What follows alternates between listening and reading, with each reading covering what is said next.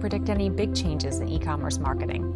Well, I think that the big changes are going to come from a lot of what we call our emerging markets. This is in places like Nigeria, in the Middle East, Indonesia, non-traditional places where you want to sort of market your product. But these places are growing in what we call mobile commerce, m-commerce. And I think where people have been a little bit more loose, there's going to be more tightening up. So I think you're probably going to see some shaking out with folks who have been able to get away with managing their business a little bit more loosely. When the economy tightens up, generally you see a shakeout of, I wouldn't call them fly-by-night players, but folks who are less on top of things. And when things tighten up, how and where can you tighten up the business? So I think that's more of a macro thing necessarily than it is e-commerce, but I think it's going to affect all businesses. I don't think there's anything, immediate, but I do think that e-commerce continues to grow rapidly, with Amazon taking the lion's share, but I think new models like Wish, like Thrive Market, like Holler, I think all these new kind of companies that are approaching it in a different way are going to have tremendous growth. In the next year or so, I see the e-commerce space, being increasingly mobile, with people having a dramatically stronger preferences for the brands that they know and love. And so basically for the last 10 or so years, if you were doing Google search and all this stuff, you had a 1 in 10 chance of getting picked. But on mobile, the trend is going away from having like a menu of choices towards platforms, suggesting the actual answer. Like, this is the one that you like.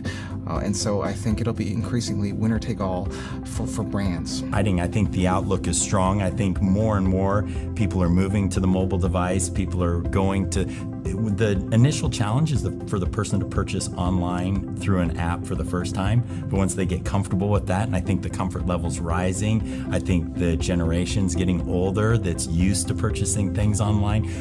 From my perspective, I think looking at a lot of the funded startups, so you've got a slew of companies, Gilt and Fab, that sort of didn't really live up to the promise, or their expected valuation. So I think valuations have kind of come down for some of these bigger companies.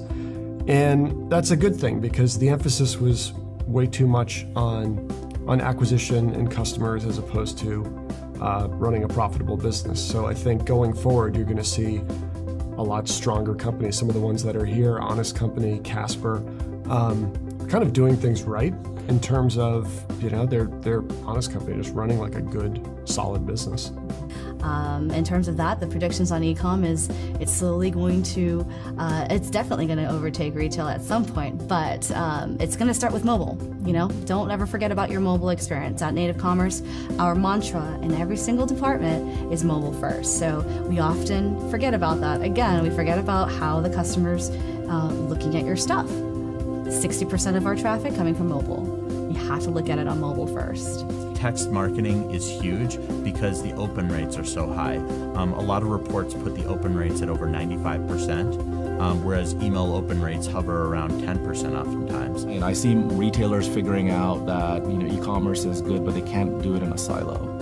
And I don't think it should be in a silo. So I think a lot more tie into physical and online, and then figuring out the right portfolio of how many locations do I need. And mobile, of course, is, I think, the #1 place for people to focus.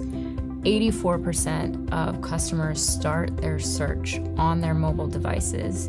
So that means if you have any commerce component whatsoever, mobile is a must-do. Otherwise, you're just not in the consideration set. So people who I'm seeing win in the commerce space are the ones who are getting mobile right.